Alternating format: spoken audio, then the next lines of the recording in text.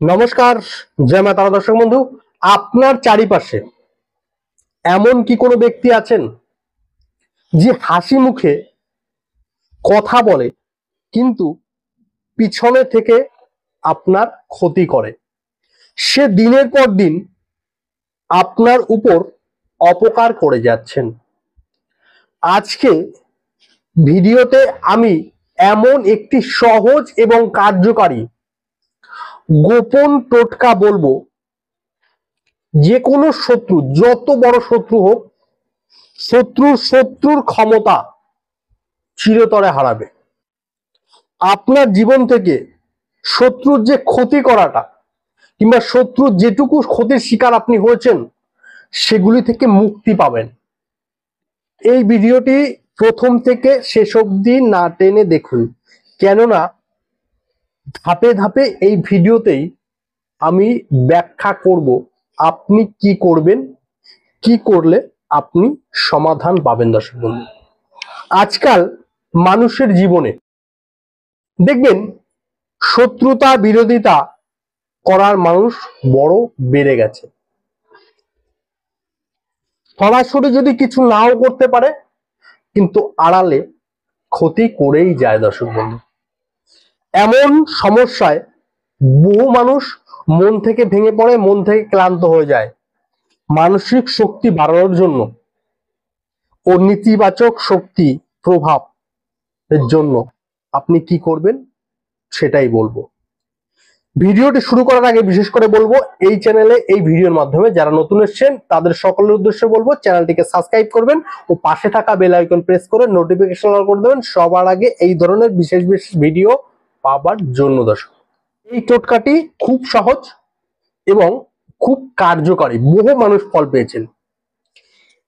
কখন করবেন সেটা বলে দিই। আপনি শনিবার কিংবা মঙ্গলবারের দিন আপনি রাত্রিবেলা 9টা থেকে 11টার মধ্যে এই ক্রিয়াটি করতে হয়, বিশেষ করে ভালো ফল লাভের উদ্দেশ্যে। এই ক্রিয়াটি করবার জন্য আপনি কি কি জোগাড় করবেন সেটি একটু মনোযোগ সহকারে প্রথম থেকে শুনুন ভালো করে। এই ক্রিয়াটি করবার জন্য একটি লাল ছোট রঙের কাগজের দরকার পড়বে, আর কালো রঙের একটি কালি দরকার পড়বে, অল্প পরিমাণে সর্ষের তেল, একটি মাটির ছোট প্রদীপ এবং একটি সলতে, যেটা দিয়ে প্রদীপ ধরানো হয়। আপনি শনিবার কি বা মঙ্গলবারের দিন কি করবেন ভালো করে খেয়াল করুন। রাত্রিবেলা 9টা থেকে 11টা, এই যে সময়টা, এই সময়ের মধ্যে পরিষ্কার পরিচ্ছন্ন হয়ে মনে ভক্তি নিয়ে মনকে শান্ত রেখে প্রথম প্রদীপটা জ্বালান। তারপর সেই লাল কাগজটিতে আপনার শত্রুর পুরো নাম লিখতে পারেন, আপনার শত্রুর নামের শুরু অক্ষর, আপনার মাতৃভাষায়, আপনি যে ভাষায় কথা বলেন, আপনার যেটা মাতৃভাষা সেই ভাষার প্রথম অক্ষরও লিখতে পারেন এবং পুরো নামটাও লিখতে পারেন। লিখলেন, তারপর কাগজটি হাতের মধ্যে নিন, রোল করে নিন। লাল কাগজটি রোল করে নিলেন, তারপর মনে মনে কামনা করুন আপনার যে ক্ষতি করছে সেই ক্ষতি যেন উল্টো গিয়ে আপনার না লাগে, তার গায়ে লাগে। আপনার আগামী পথগুলো যেন সুগম হয়। তারপর সেই কাগজটি প্রদীপের যে শিখাটা উঠছে, জ্বলছে প্রদীপের যে শিখাটা উঠছে, সেই শিখায় 7বার ঘুরিয়ে নিন প্রদীপের সেই মোড়ানো কাগজটি যেটি রোল করেছিলেন। তারপর আপনি সেই কাগজটি নিয়ে আপনার আশেপাশের কোনো একটি জায়গায় মাটিতে পুঁতে দিন।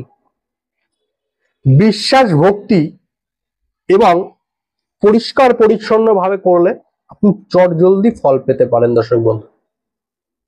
দর্শক বন্ধু, এই ধরনের বিশেষ বিশেষ ভিডিও পাবার জন্য চ্যানেলটিকে ফলো করতে ভুলবেন না। আজকের মতন বিদায় নিলাম। ভালো থাকুন, সুখে থাকুন আর অপরকে ভালো রাখুন।